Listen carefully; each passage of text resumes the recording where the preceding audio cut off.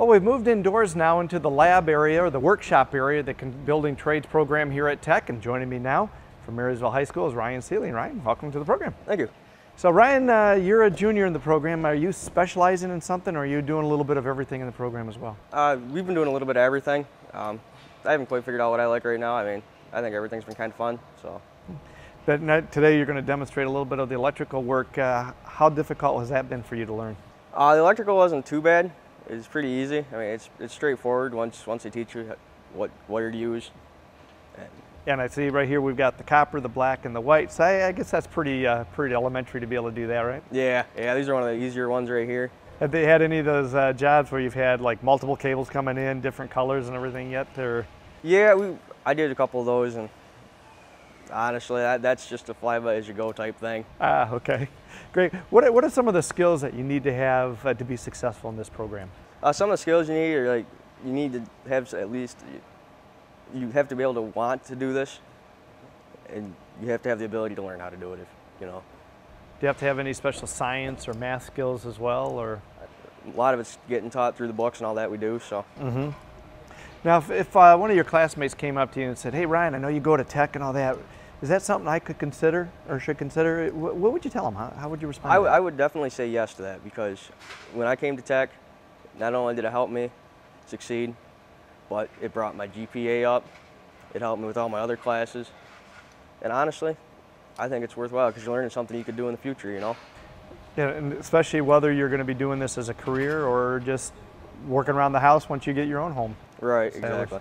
Well, that's good. Well, tell me a little bit about what we're going to be doing today and what you're going to be demonstrating for us. Well, what we're going to be doing today is doing a single pole switch up to a light with the feed from the bottom.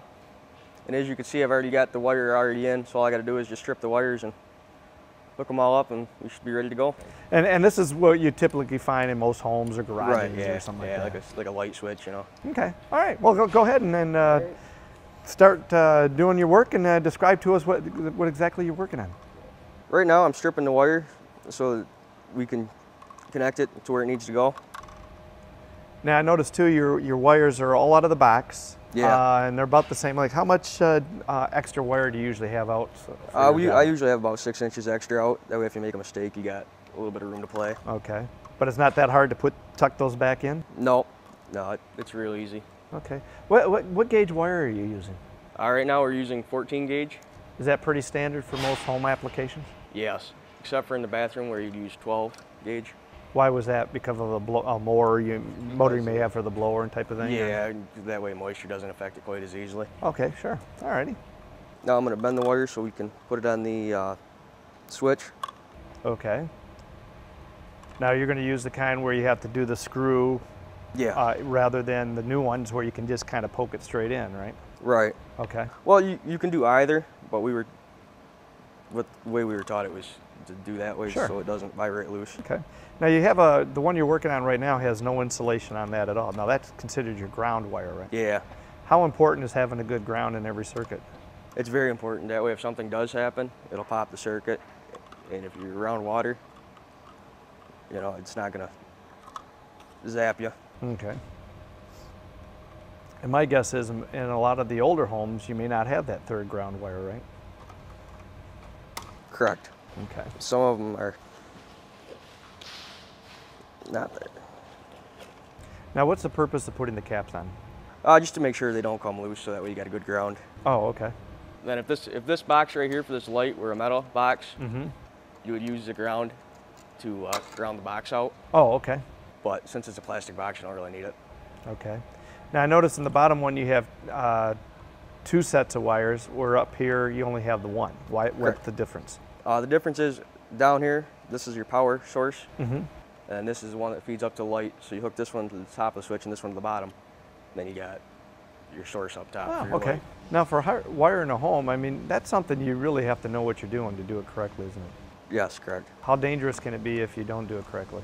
Oh, that could be very dangerous. I mean, you could have a house fire, you could kill yourself. I mean, you know, if you haven't ever done it before, I wouldn't recommend trying it. Okay.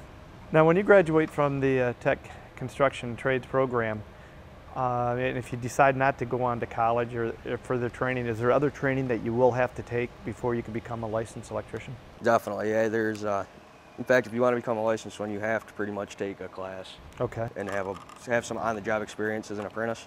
Okay. Make sure your wires are tight, your screw caps are tight, and then. Now, if this was typical, I noticed you had the two white wires still capped together. Wouldn't they be part of the switch as well? Or is it because of the application that you're using you wouldn't do that? No, it'd still be the same way even in a house. So. Well, here's the light bulb for you. All right. Thank you. Get a chance to see if this is going to work. Now, typically you would have it wired into a circuit box or whatever. For this application, we're just plugging it into for demonstration outlet, purposes. Right? Yeah. Okay. And really, what the switch is, it just actually breaks the circuit that we created. The circuit comes into here.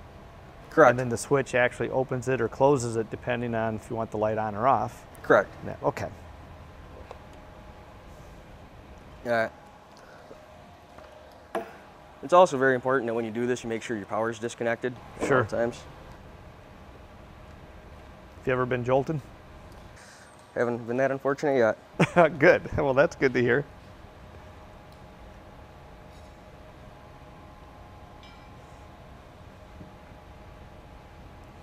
All right. You're getting ready to power it up. You might want to watch out just in case. Alrighty.